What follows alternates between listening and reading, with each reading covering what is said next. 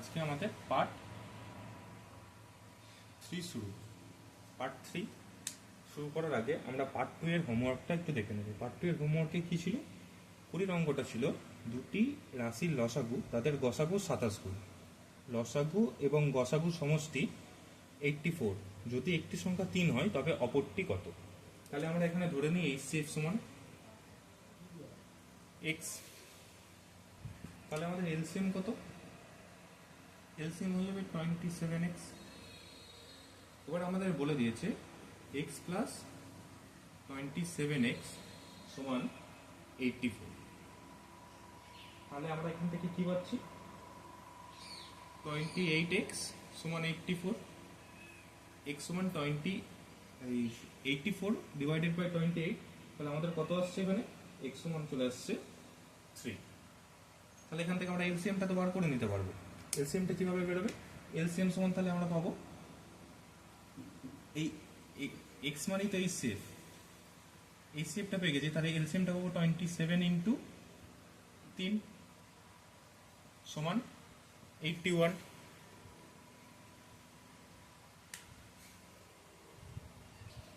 এরপরে আমরা কি জানি?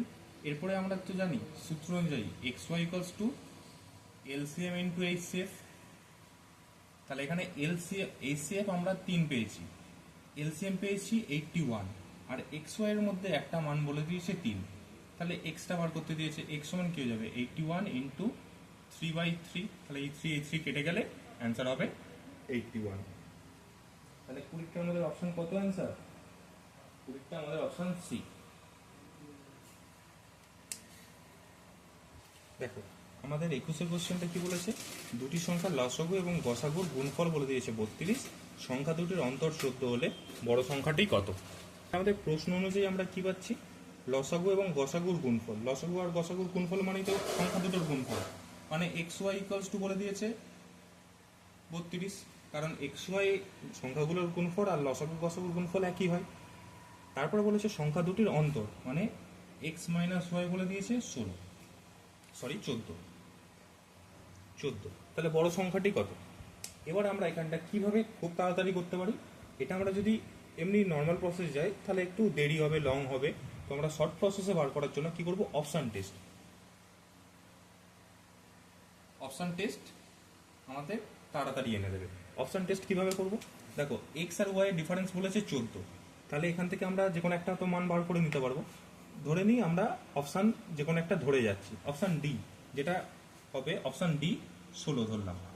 এখানটাতে option test option D equals to যেটা 16 আছে সেটা ধরে করছি। কিভাবে করছি দেখো, অপশন টেস্টে 16 যদি একটা বড় সংখ্যাটা হয় তাহলে কি বলছে? ধরো এক্স 16 মাইনাস ওয়াই সমান 14 বলেছে।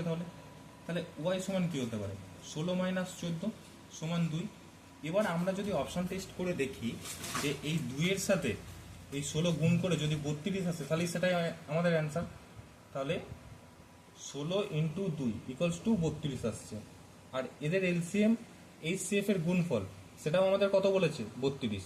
এলসিএম এইচসিএফ এর গুণফল আর সংখ্যা দুটোর গুণফল একই আসে, তাই 16 ইন্টু 2 করে 32 যেহেতু আসছে তাই এটাই হবে আমাদের রাইট অ্যান্সার। এবার যদি বলে কেউ যে 16 আর 2 এর মধ্যে এলসিএম আর এইচসিএফটা একটু দেখে নিই, তাহলে যদি কেউ ক্রস চেক করতে চায় তাহলে 2 আর 16 এর মধ্যে 2 যাচ্ছে, 2 একে 2, 8 দুগুণে 16।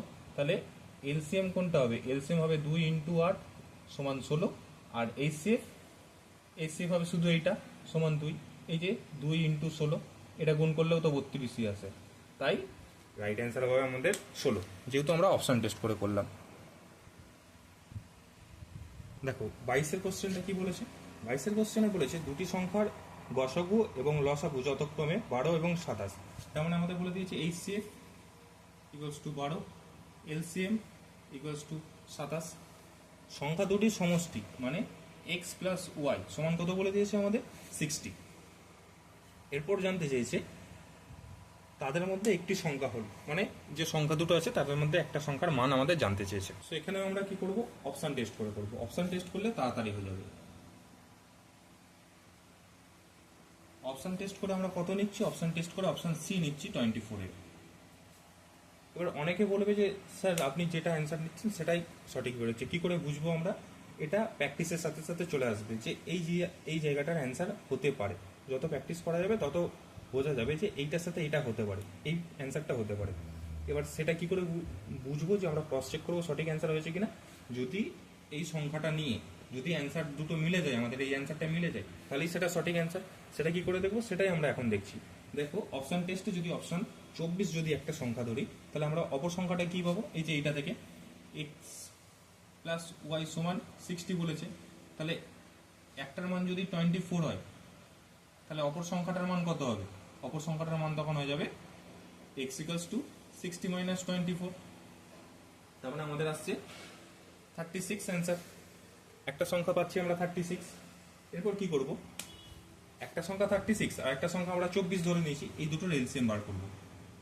36 আর 24 এর এলসিএম বার করব। একটা হবে 18, একটা হবে 12, আবার 2 দিয়ে যদি চাই 9, 6, 3, তাহলে এলসিএম কত হবে আমাদের? এলসিএম হয়ে যাবে 72 আর এইচসিএফ হয়ে যাবে 12। সরি, এটা আমাদের 72 ছিল। সরি, এটা আমাদের 72 ছিল। তাহলে দেখো আমরা এই যে অপশানটা ধরেছি 24, এই অপশানটা দিয়ে আমাদের এলসিএম 72 এসছে, এইচসিএফ 12 এসছে, অ্যান্সার মিলে যাচ্ছে। থেকে যেহেতু অ্যান্সার মিলে যাচ্ছে তাই আমরা বলতে পারি এটা আমাদের সঠিক অ্যান্সার। আবার এই দুটোকে যোগ করে, মানে যে দুটো সংখ্যা এসছে 36 আর 24, এই দুটো যোগ করলে কত অ্যান্সার আসে? 60। সেটাও দেখো এর সাথে মিলে যাচ্ছে, তাই আমাদের 24টাই হবে রাইট অ্যান্সার। আশা করি তোমরা বুঝতে পারছো যে অপশান টেস্ট কিভাবে করে অ্যান্সার বার করতে হয়। এই অপশান টেস্ট ধরে করলে খুব তাড়াতাড়ি, খুবই তাড়াতাড়ি, কয়েক সেকেন্ড, 30-35 সেকেন্ডের মধ্যে অ্যান্সার বার করা সম্ভব। আর না হলে যদি আমরা লং প্রসেসে করছে, সেটা 1 মিনিট 1.5 মিনিটের উপরে সময় চলে যাবে। পরীক্ষার খাতায় অতটা সময় থাকে না, তাই আমাদের অপশান টেস্ট ধরেই করতে হবে। দেখো 23 অঙ্কটা কি বলেছে? 21, 105 আর এক্স এর কি বলে দিয়েছে? আমাদের বলে দিয়েছে গসাগু এবং লসাগু, মানে এইচসিএফ বলে দিয়েছে। এইচসিএফ বলে দিয়েছে 7 আর এলসিএম বলে দিয়েছে 210। এবার আমাদের জানতে চেয়েছে এই এক্স এর ক্ষুদ্রতম মান কত, মানে সব থেকে কম কত সংখ্যা এক্স এর জায়গাতে বসলে এই আমাদের এলসিএম 7 আসবে আর এইচসিএফ 210 আসবে। এটা থেকে আমরা কি বলতে পারি? এই সবগুলো দেখো 7-এর মাল্টিপিলে আছে তো এটা, তাহলে এই 7, এই এক্সটা যেটা হবে সেটাও 7-এর মাল্টিপিলে বসবে। এবার তোমরা যদি আগের প্রশ্নগুলো দেখে তোমরা বলো যে স্যার আপনি কি করে অপশন টেস্ট ধরছেন, সঠিকটাই হয়ে যাচ্ছে, তো আমি একটা ভুল অপশন ধরে দেখাচ্ছি। দেখো আমি যদি 7 ধরি, 7 ধরে যদি এর এলসিএম বার করি আর এইচসিএফ বার করি, দেখো এই সংখ্যাটা আমাদের আসবে না।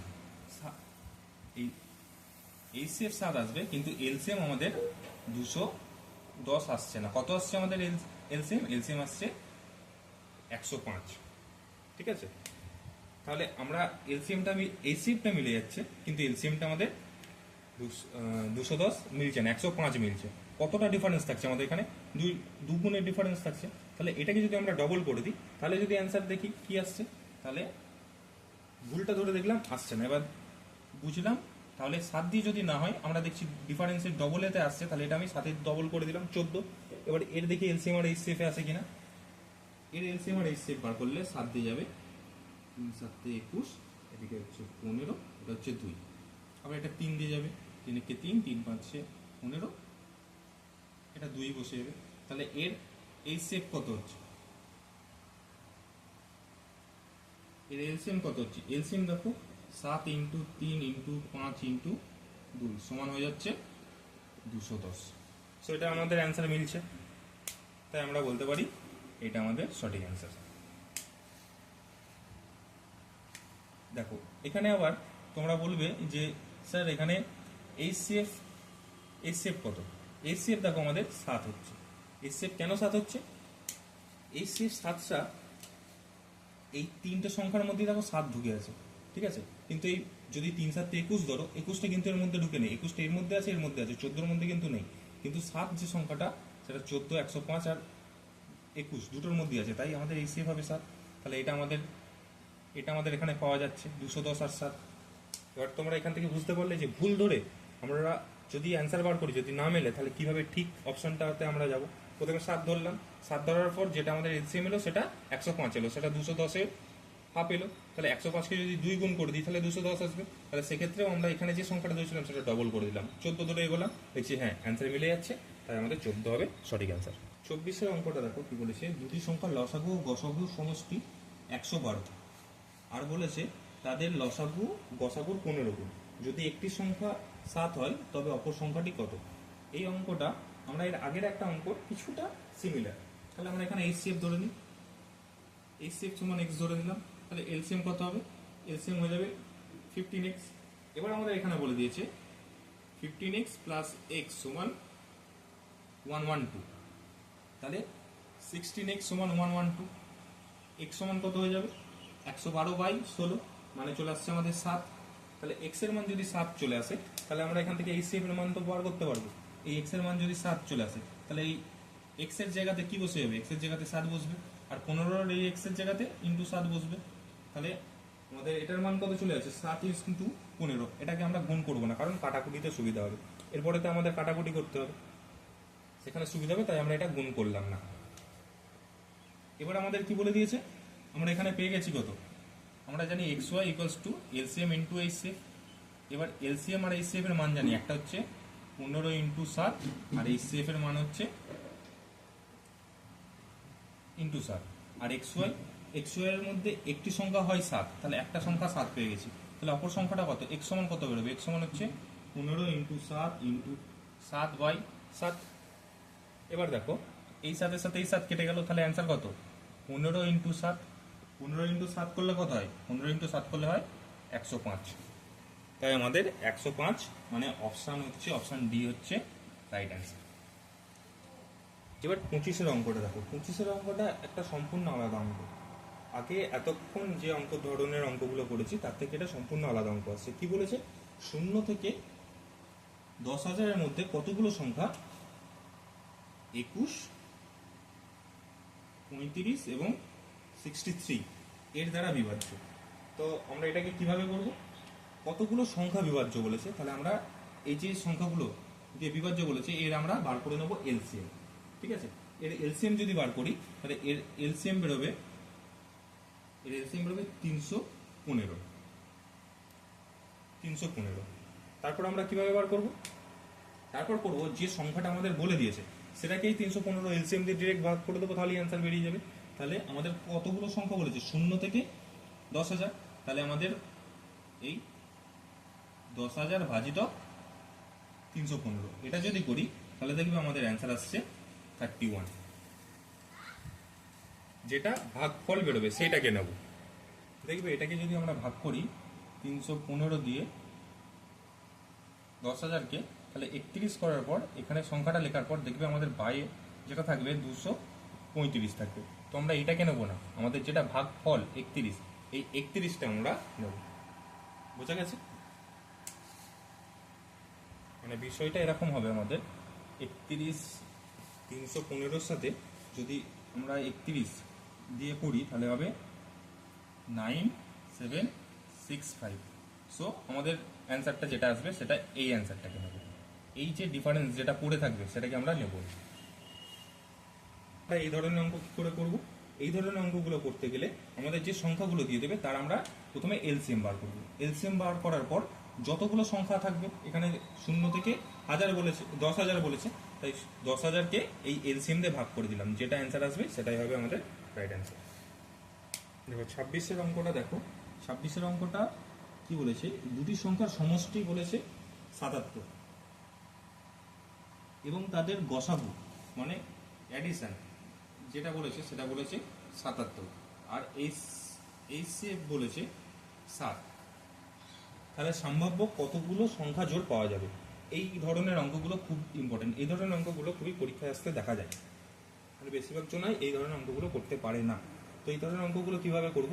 যে যেটা বলেছে সংখ্যার সমষ্টি, সেই সমষ্টি কত বলেছে? 77 বাই কত? এইচসিএফ বলেছে 7, তাহলে 7 করে দেবো, কত আসছে? 11।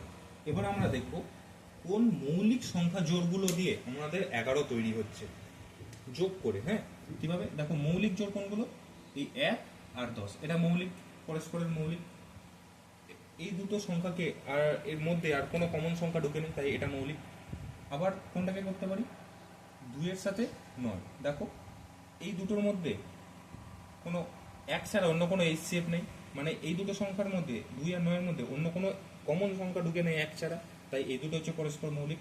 এরকম যতগুলো মৌলিক জোড় সংখ্যা বানাতে পারবো ততগুলোই সংখ্যা সম্ভব। তাহলে এরকম আর কয়েকটা করতে পারবো, একটা করবো 3 এর সাথে 8, আর কোথায় পারবো 4 এর সাথে 7, এগুলোও দেখো পরস্পর মৌলিক। 3 আর 8 পরস্পর মৌলিক, 4 আর 7 পরস্পর মৌলিক। তারপর কত পারবো, 5 আর 6 পরস্পর মৌলিক। ঠিক আছে, দেখো 5 আর 6 যোগ করলে 11 হয়। এরপর যদি কেউ বলে 7 আর 8, 7 আর 8 যোগ করলে কি 11 হয়? 7 আর 8 যোগ করলে 11 হয় না, তাই 7 আর 8-এ আমরা যাব না, কারণ 5 আর 6 পর্যন্ত মৌলিক সংখ্যা যোগ করলে 11 হয়, মৌলিক সংখ্যা 11-তে আমরা পেয়ে গেছি। তাহলে এরকম সম্ভাব্য কতগুলো পেলাম, এই যে 1টা 2টো 3টে 4টে 5টা, তাই আমাদের 5টা সম্ভাব্য মৌলিক সংখ্যা, এরকম 5টা সম্ভাব্য হচ্ছে, তাই আমাদের 5খানা এরকম সংখ্যা জোড় পাবো। তাহলে অপশন কত হবে, অপশন হবে ডি। এই জায়গাটা আবার বলে দিই, যে সংখ্যাটা আমাদের অ্যাডিশন দেওয়া আছে, মানে সমষ্টি দেওয়া আছে, সেইটা ভাগ আমরা এই সেভ করবো, যত আসবে সেটাকে আমরা মৌলিক সংখ্যা জোড়ে ভাঙবো। মৌলিক সংখ্যা জোড় মানে যে দুটো সংখ্যা জোড় নেবো তার মধ্যে যেন কোনো 1 ছাড়া অন্য আদার কোনো কমন সংখ্যা না ঢুকে থাকে। 1 আর 10-এর মধ্যে 1 ছাড়া অন্য কোনো কমন সংখ্যা নেই, 2 আর 9-এর মধ্যে 1 ছাড়া আর অন্য কোনো কমন সংখ্যা নেই, সেমভাবে 3 আর 8-এর মধ্যে 1 ছাড়া অন্য কোনো সম্ভাব্য কমন সংখ্যা নেই। এইভাবে বাকিগুলোতেও 1 ছাড়া অন্য কোনো সম্ভাব্য সংখ্যা নেই, যাদের যোগফল হচ্ছে 11। তাহলে এরকম কতগুলো পেলাম, 1 2 3 4 5, 5টা পেলাম, তাই আমাদের 5টা সংখ্যা জোড় হওয়া সম্ভব। আশা করি বুঝতে পেরেছো সবাই এটা।